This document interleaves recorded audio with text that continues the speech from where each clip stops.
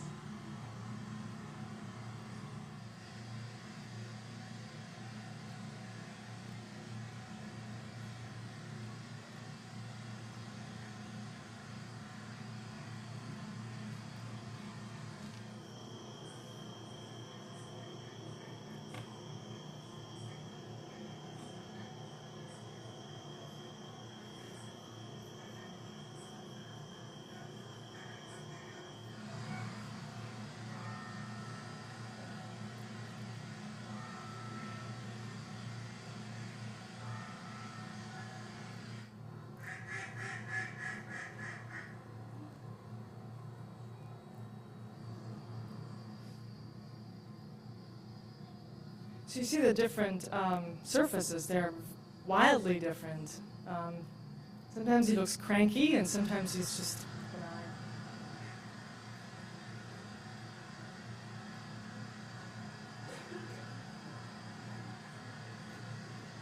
In 50 hours of footage, that's the only shot we have of the ducks erasing the image. Because in order to get that shot, the surface has to be perfectly pristine first. And when the ducks are usually around, it's always kind of ripply. So it's the only time we were able to shoot that, when they kind of go through diagonally.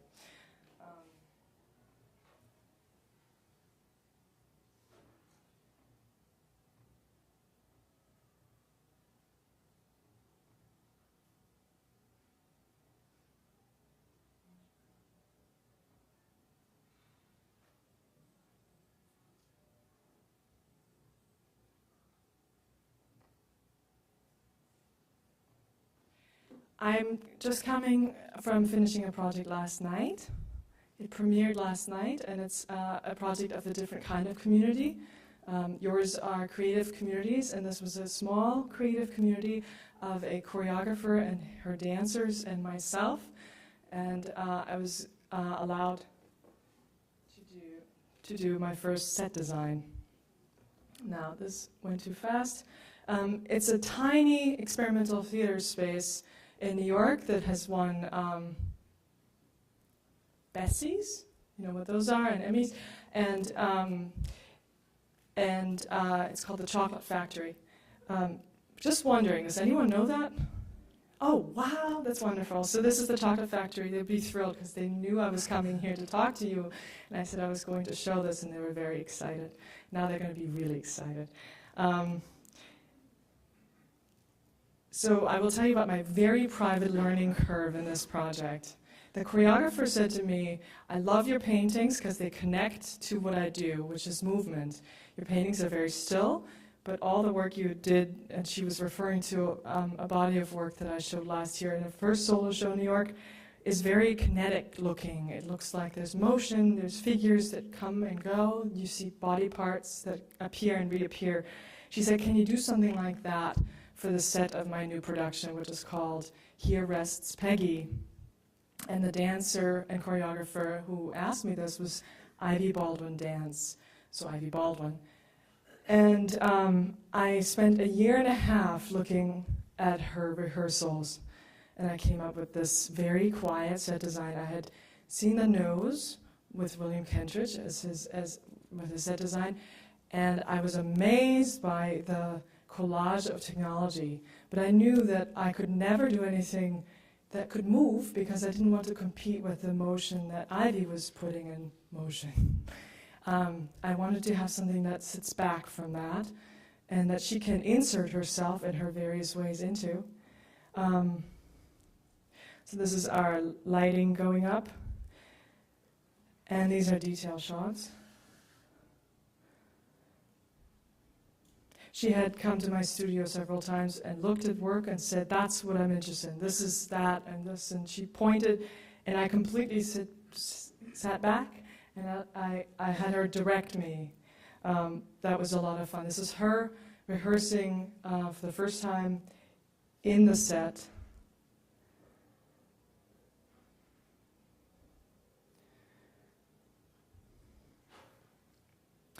And so my learning curve was this.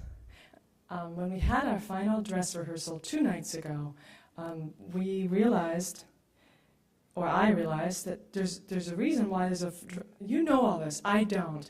There's a reason why the photographers come on the final dress rehearsal, because they're so noisy. And you couldn't have them there if you were doing the premiere, because it would completely distract from the music and from everything else. And they were taking, this is an hour and 10 minutes production, they were taking an hour and 10 minutes of pictures. They were basically making a movie out of stills. And it was 3 photographers, and it was the loudest thing in the world. It sounded like a sporting event. The music could have just not been there. And I was upset for Ivy. I felt very protective. And I realized, well, wait, that's how it is. I also noticed that dance, I was doing a lot of reading about dance in the recent news, and it's all black backgrounds because black heightens the form. And you don't need a set for dance because dance creates its own architecture. So I'm very curious as to what shots will be chosen for the reviews of this piece. Because my favorite shot is one that a friend of mine took. Not this one, that's one of my favorites, but this one. This is one of the moments in the dance which is very quiet. It happens slowly, it builds up, and then the balance is achieved, and then they do airplane, which I as a child did, right? And it becomes a perfect merging of the figures with the painting. But this was the moment when the photographers put their cameras aside, started changing the cards, and kind of took a breather. I know this because I sat behind them. And I realized the reason why they do that is because it looks too still. And they want, when they take pictures of dance, these big, enormous gestures, because then it looks like dance. So I learned a lot. So I'm so happy to show you this picture because you're not going to see it anywhere else. And this is one of my favorite details. So I'd like to conclude with telling you a few things that happened to me recently. I met one of my friends who's an author of sci-fi and comic books and picture books and graphic novels. He went to a conference in China that was only the second ever produced on comics and sci-fi. And he was taken around by the organizer, and they said to him, "We're so proud that this is happening." And he said, "Well, why does it take China so long to put on a conference, a big convention?" This was not a small conference, a big worldwide convention of comics and sci-fi. And the organizer said, "Oh, we're so glad it's happening now because we had someone go over to Silicon Valley and we did some research. And the research we did there was, what do the people that invent stuff in the United States have in common?" And the answer was they all read comics when they were young. And in China, that wasn't allowed. So they said, wait, China is great at making things. If someone comes here and says, "Make us a Kindle," we can make them a Kindle. But the organizer said, "But we don't invent stuff." So we decided we have to change our approach. And that's when they put on this huge sci-fi conference. And my friend said to them, "That's true. What you need to let people do is to dream, daydream." So now I want to show you something else that is brand new to me. Does anyone know the game Spore? 1, 2, 3, 4? Everybody? No. Some? Half? Okay. So I met the inventor of Spore, Will Wright. He also is the inventor of The Sims. And he was talking about what happened when they launched Spore. And to tell you what this meant, and why I find it interesting, is I'm going to quickly show you what you're able to do on this game as a user. It's coming up. It's a creature creator, and once you've created a creature, you insert it into the game, which is linked to the rest of the world, and everyone's playing in the same space with creatures that you or they have created.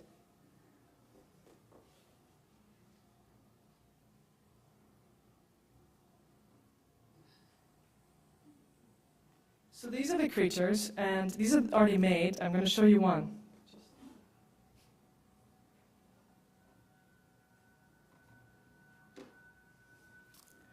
These are made by people, us, and inserted into the game.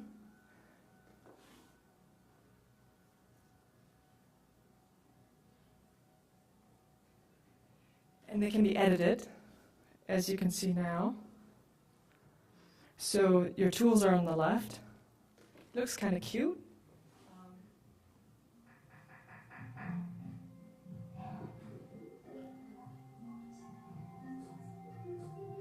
I just put on arms, and he loves them.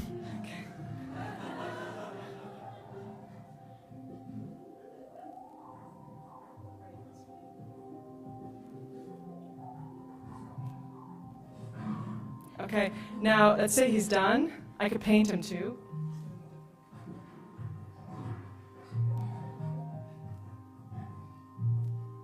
He likes the color. And now we're going to test drive him. And here we go.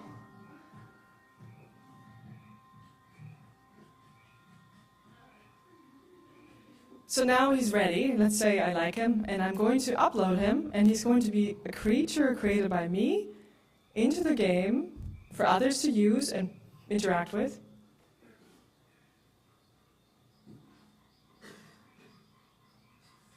It's a baby, so they procreate.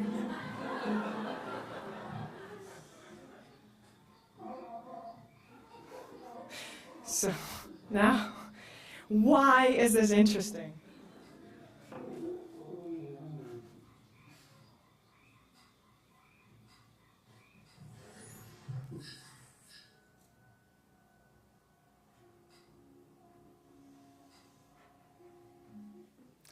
This is interesting because Will Wright told me that in the first month, they expected 100,000 creatures to be made by users like us after launching the game.